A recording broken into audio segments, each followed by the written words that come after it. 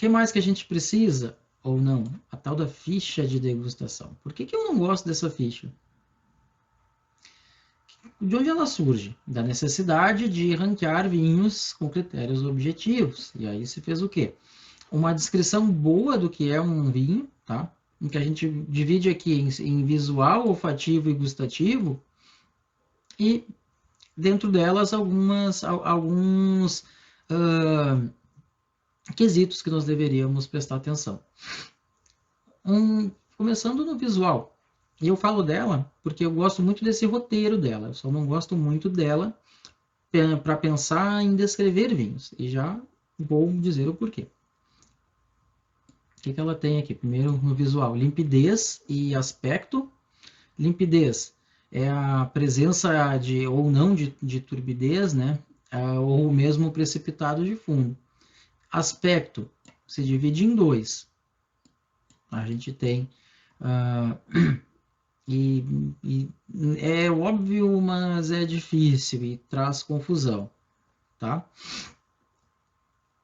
A gente tem tanto a tonalidade quanto intensidade. Tonalidade, o que é? De um jeito bem grosseiro, se eu tiver uma taça de vinho branco e uma taça de vinho tinto, um tem um tom amarelo, outro tem um tom roxo, enfim, rubi.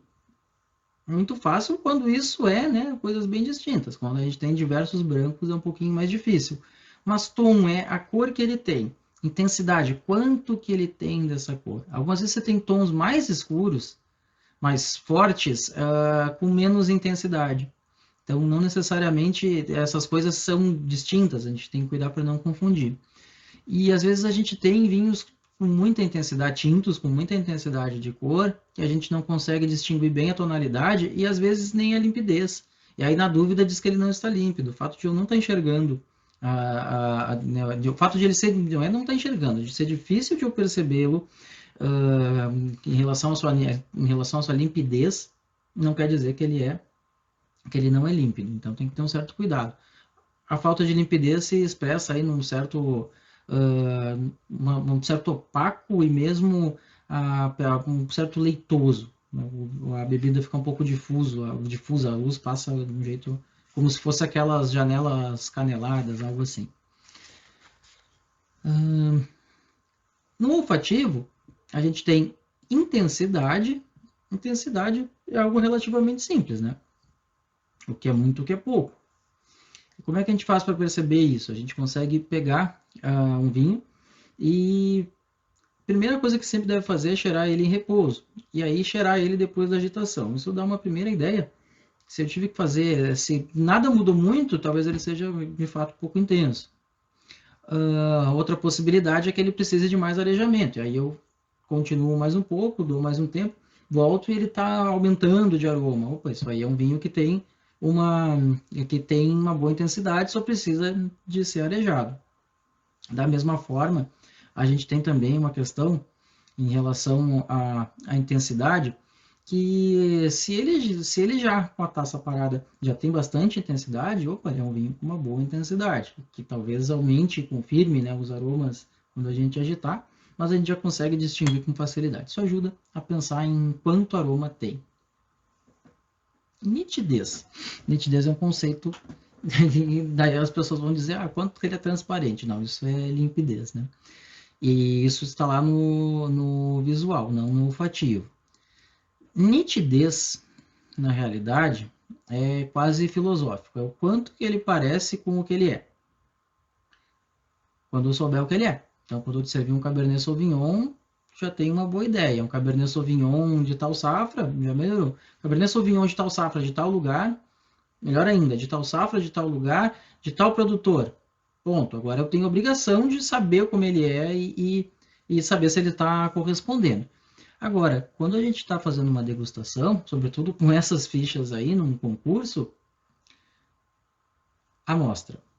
Número tal, normalmente são 3 números não sequenciais e sorteados ao acaso, e não é sequencial exatamente para não Que pese que alguma sequência tem que ter, a ideia do número sequencial dá uma ideia de ordenação, então se preconiza ali três dígitos e 3 dígitos ao acaso. O sorteio que não pode, né? A ordem não pode ser tão ao acaso, porque depois a gente vai comentar, um branco não pode estar antes de um tinto, mas dentro de cada ordem ali eles são normalmente postos por acaso. Até porque se você ranqueasse, vamos do mais leve para o mais encorpado, ao menos que você tenha uma categoria de mais leves, se você fizer isso, você já está induzindo a ideia, né, de que quanto mais aumentar aí, quanto mais vier outros vinhos, mais eu tenho, mais eles vão ser encorpados.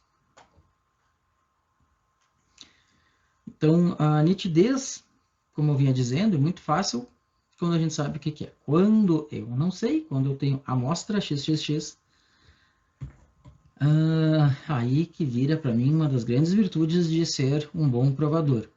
A capacidade de abstração sobre o que é aquele vinho, para então julgá-lo como tal e ter preferencialmente um bom percentual de acerto.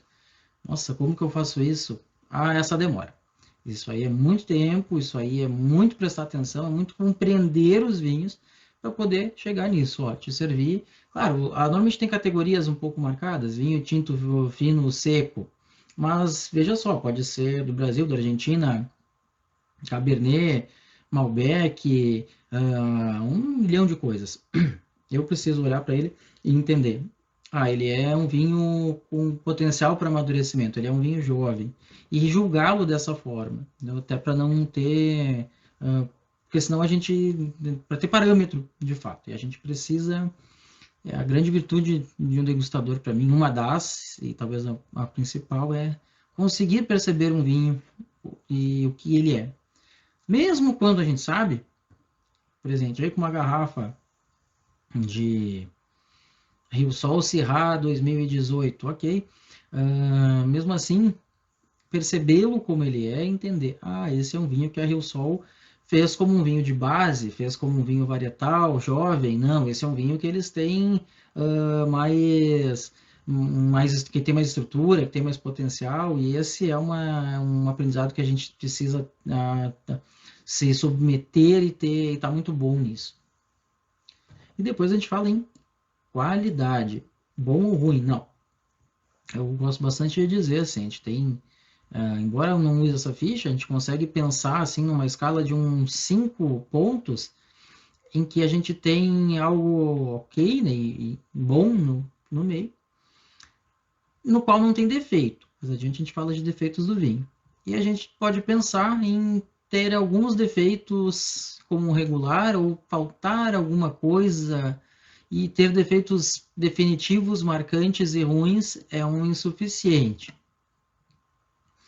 Agora, pelo contrário, a ausência de defeitos, a presença de uma boa constituição e, daqui para cima, a presença de virtudes.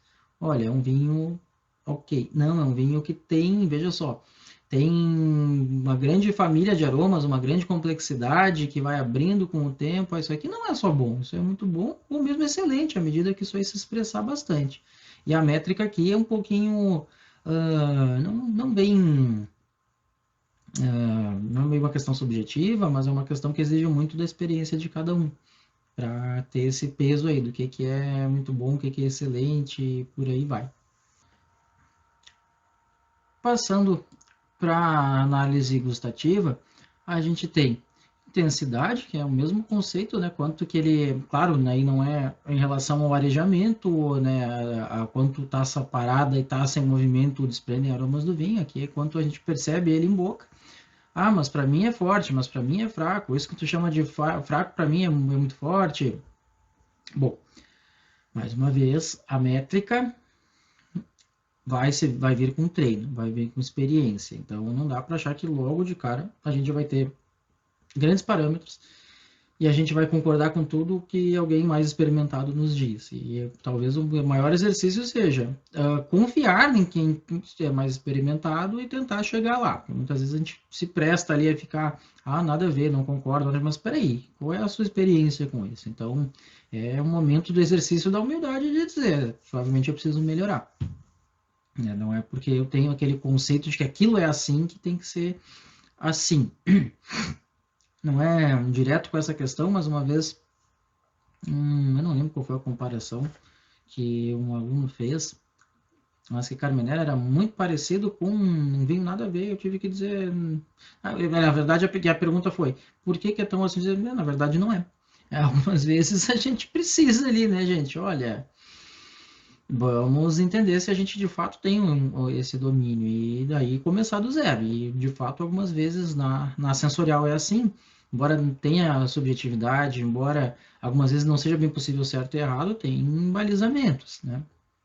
Esses balizamentos é importante dizer, eles não são exatamente métricos assim. Você vai olhar um vinho com acidez 7, um vinho com acidez 8, estou falando em qualquer unidade aqui, só usando o número.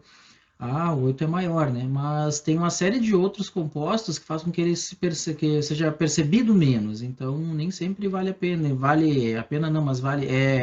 Tem valor você chegar lá com uma análise, olha, esse aqui é maior. Bom, aí a gente tem que prestar bastante atenção no equilíbrio sensorial e no quanto que essa acidez aparece e quanto que ela é intensa em relação ao conjunto, e não necessariamente uma escala de acidez. Porque às vezes a gente podia fazer isso, né? Trazer vinhos, medir a acidez e dizer, né? Olha, mas esse não pode, mas nem sempre. A percepção também tem que ser aferida, inclusive em relação ao equilíbrio dos diferentes compostos. Depois a gente tem nitidez, e a nitidez é a mesma coisa que para o olfativo, né? Projetar o que aquele, sabendo o que ele é, fazer um cara crachá, vamos dizer assim, não sabendo projetar o que ele é e interpretá-lo como tal. Qualidade também, né? Já falamos, aí mas em boca talvez tenha menos problema a questão de defeitos sensoriais à medida que eles são perceptíveis no nariz, sobretudo. Embora se reflitam na boca, inclusive porque os aromas passam, né, da boca para o nariz, ou para o bulbo olfativo. Mas qualidade aqui, ó, é uma boa métrica de equilíbrio, tá? Esse vinho não é equilibrado, ele é regular, ele é nada equilibrado, ele é ácido, extremamente ácido. Não é aquele Riesling alemão, não é um branco fresco, é um tinto pesado e ácido e difícil de tomar. Talvez seja insuficiente, talvez seja irregular. Bom, ele é ok. A partir daí, não, ele, além de ele ser ok, olha, ele tem um equilíbrio excepcional, embora ele tenha, inclusive, puxando para acidez no branco, ele tem uma estrutura que brinda essa acidez, que não a deixa sozinha e agressiva, isso é muito bom ou, eventualmente, excelente. E aí também, né, a métrica vem com a experiência. E com estar desprendido também, sabe? Com se deixar entender a característica dos vinhos e se deixar formar a percepção novamente. Às vezes a gente tem uma angústia por querer ratificar as coisas que a gente acha que é. E não funciona assim. A gente precisa aprender sensorialmente. É igualzinho qualquer outra coisa. Se eu vier com uma crença que determinada coisa é assim e não for, e eu for para uma instituição aprender que não é, e eu acho que continuar dizendo que não é, não vai resolver, né? A gente precisa entender as coisas como elas são. E persistência é diferente de intensidade. Intensidade é com vinho em boca. É o quanto que ele te impressiona na boca. Persistência é o quanto ele fica. Tá? E aí tem, inclusive, umas contagens que o pessoal faz. Eu não gosto muito de ficar ali contando, mas um vinho com mais de 10 segundos de persistência, mas tu consegue perceber quanto tempo ele fica na boca. Se ele é muito rápido, se ele tem uma boa persistência, ou às vezes ele é excelente. Tem vinhos que algumas vezes você... às vezes a gente está fazendo degustação em aula, está conversando, e às vezes quando vê, o vinho está na tua boca ainda, isso é um vinho extremamente persistente. Persistência costuma ser um atributo de qualidade, mas nem todo vinho é absolutamente persistente. Tem vinhos que têm uma característica mais rápida, mais leve, e não precisa que eles tenham uma acidez, uma persistência enorme para que sejam muito bons, por exemplo. É, mais uma vez, importante entender o vinho. Apreciação global, e aqui é um pontinho onde a gente pode arredondar um pouco a nota. quando a gente acha que se passou um pouquinho ali, ou que esse vinho ficou muito alto, ou efetivamente refletir aquilo tudo que a gente viu sobre ele. Olha, esse vinho é muito bom. Apesar de talvez tenha não seja tão espetacular em persistência, mas ele é um vinho que tem boas características, ele é muito bom, ele é excelente, e aí realmente é o ponto mais subjetivo que tem. A questão toda